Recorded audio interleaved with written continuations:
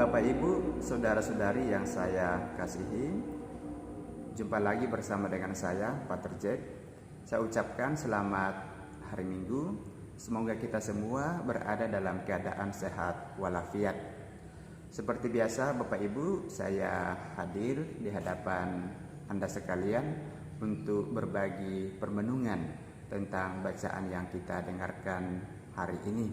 Nah, hari ini Minggu biasa yang ke-24, Injil yang kita renungkan diambil dari Injil Matius bab 18 ayat 21 sampai ayat 35.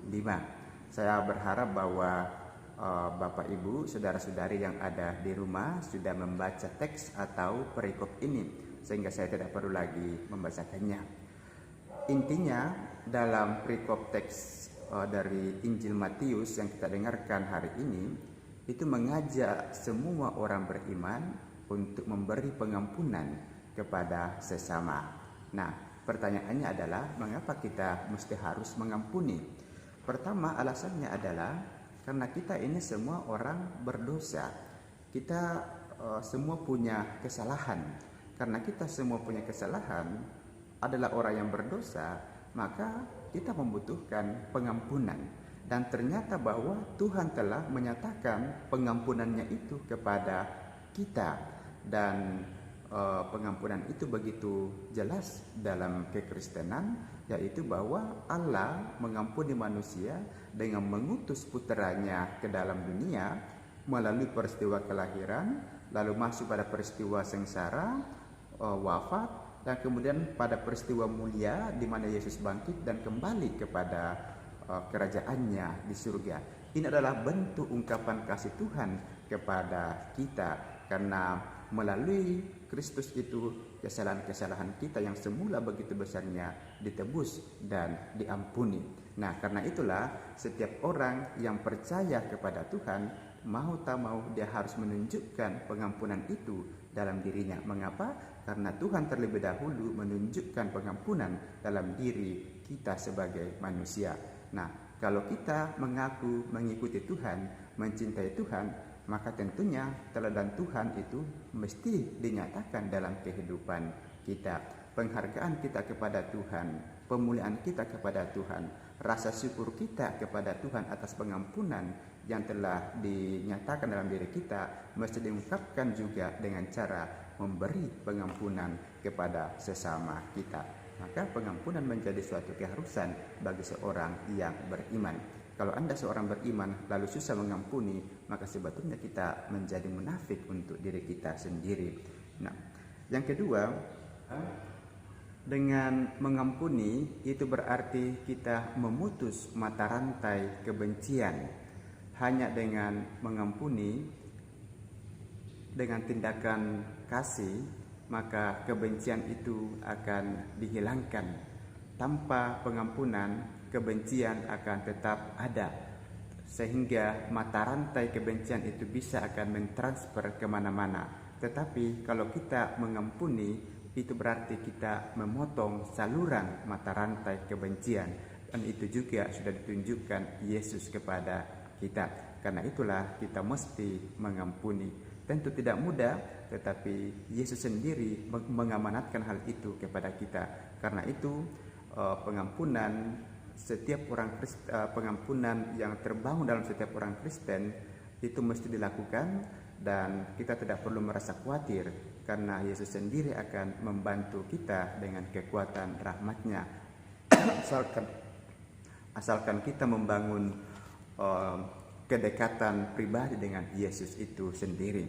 Nah, Bapak Ibu, saudara-saudara yang terkasih,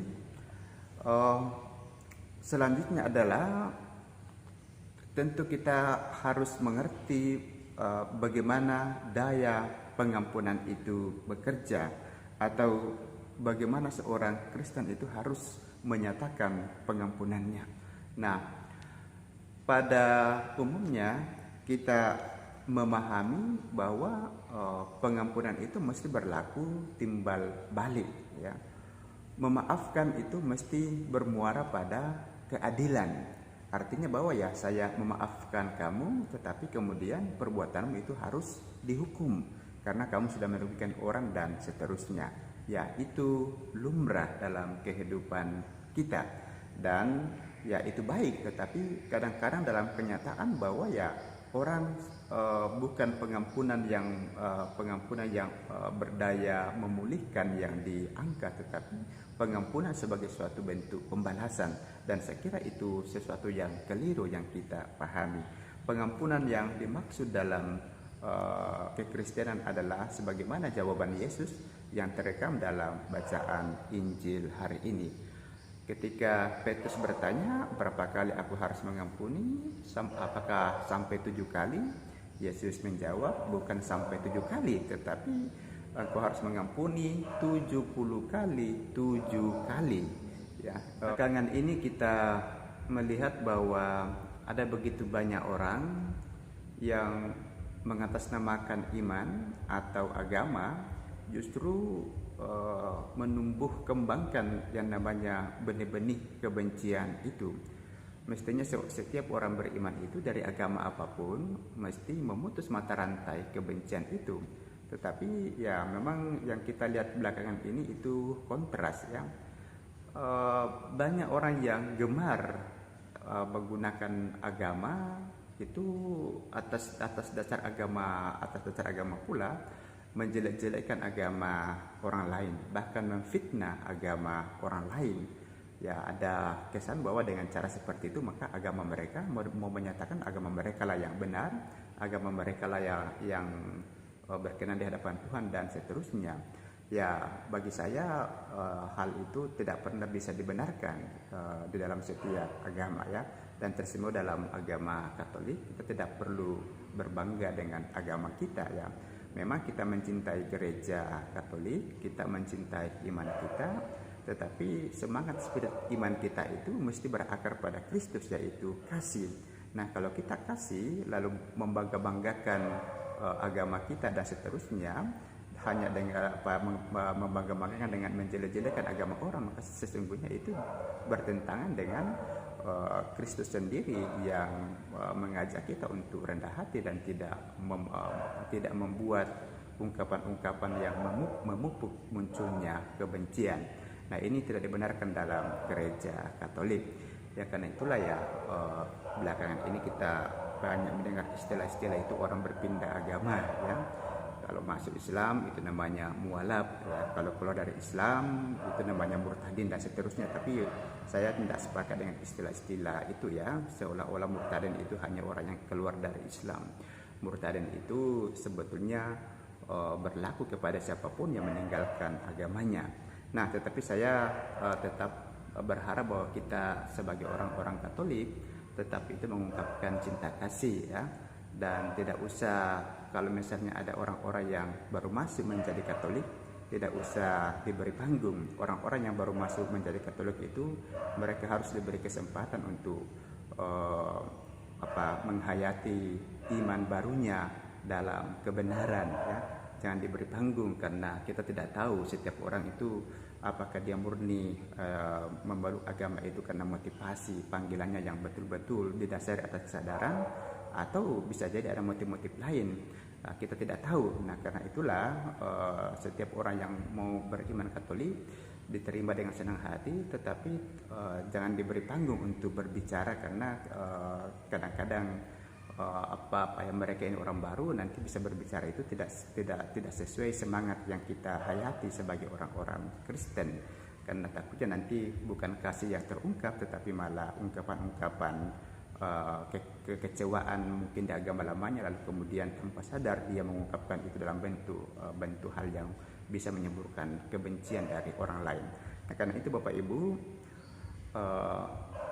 Injil hari ini mengajak kita untuk sungguh-sungguh memahami arti sebagai seorang pengikut Kristus ya, yaitu kemampuan kita untuk mengampuni itu harus menjadi ciri khas kita sebagai orang beriman.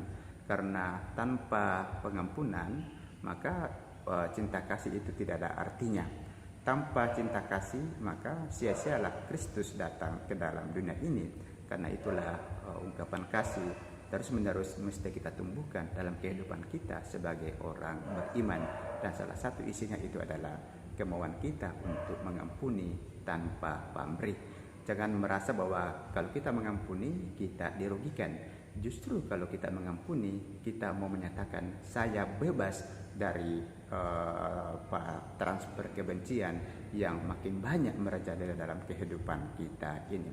Dengan mengampuni, memang seolah-olah nampaknya kita rugi, tetapi kita sesungguhnya kita diperkaya, rohani kita diperkaya karena kita semua menolak ungkapan-ungkapan kebencian yang ditransfer orang lain di dalam kehidupan kita. Nah, seperti Kristus yang terus mencintai, mengasihi, walaupun dibenci, diolok-olok, dicaci maki dan seterusnya, semoga pula ini juga menjadi spirit kehidupan beriman kita. Saya kira demikian yang saya dapat bagikan kepada Bapak Ibu. Jika berkenan, mohon like, subscribe, dan komen di channel saya ini. Selamat hari Minggu, Tuhan memberkati.